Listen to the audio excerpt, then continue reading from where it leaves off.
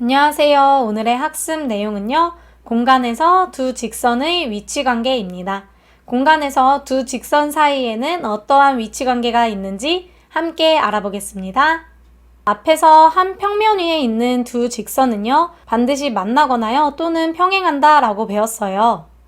그러나 공간에서는요. 두 직선이 서로 만나지도 않고 평행하지도 않은 경우가 있는데요.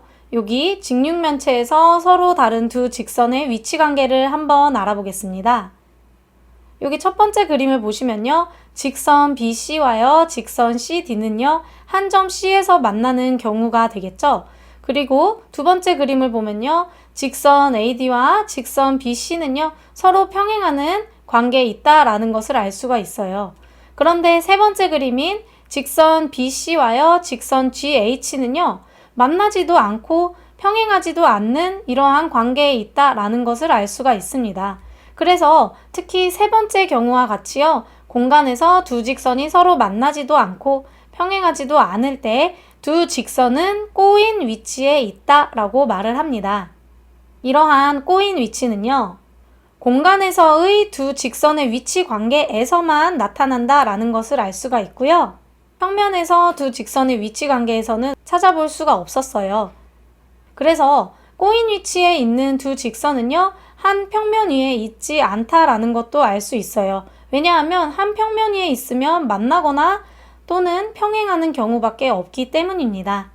공간에서 두 직선의 위치 관계는요. 다음 네 가지의 경우가 있는데요. 한 평면 위에 있는 세 가지의 경우와요. 한 평면 위에 있지 않은 경우가 있었는데 만나는 경우와 만나지 않는 평행하는 경우가 있었는데요. 만나는 경우에는 한 점에서 만나서 교점 하나를 가지는 경우와요. 서로 두 직선이 일치하는 경우가 있었고요. 만나지 않는 경우에는요. 두 직선이 평행하는 경우가 있었어요. 그런데 공간에서의 위치관계에서만 하나 더 나타나는 게 있었는데요. 꼬인 위치에 있는 위치관계가 있었거든요. 이것은요. 두 직선이요. 한 평면 위에 있지 않을 때 나타날 수 있는 위치관계였습니다. 오늘 배운 내용을 정리해 볼게요. 오늘은요. 공간에서 두 직선 사이의 위치관계에 대해서 알아봤는데요. 첫 번째로 꼬인 위치에 있는 경우를 하나 추가적으로 배웠어요.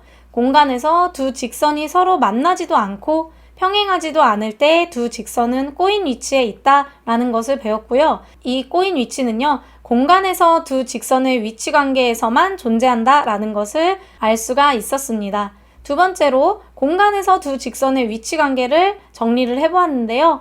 네 가지의 경우가 있었는데요. 크게 나눠보면 한 평면 위에 있는 경우와요. 한 평면 위에 있지 않은 경우를 봤었죠. 한 평면 위에 있는 경우에서도요. 만나는 경우와요. 만나지 않는 경우가 있었는데요. 먼저 두 직선이 만나는 경우에는요. 한 점에서 만나는 경우가 있었고요. 서로 일치하는 경우가 있었습니다. 그리고 두 직선이 만나지 않는 경우는요. 서로 평행하는 경우였고요. 이 세 가지 경우 다 한 평면 위에 있을 때 나타날 수가 있었고요. 두 직선이 한 평면 위에 있지 않을 때요. 꼬인 위치에 있는 경우까지도 우리가 공부를 해보았습니다.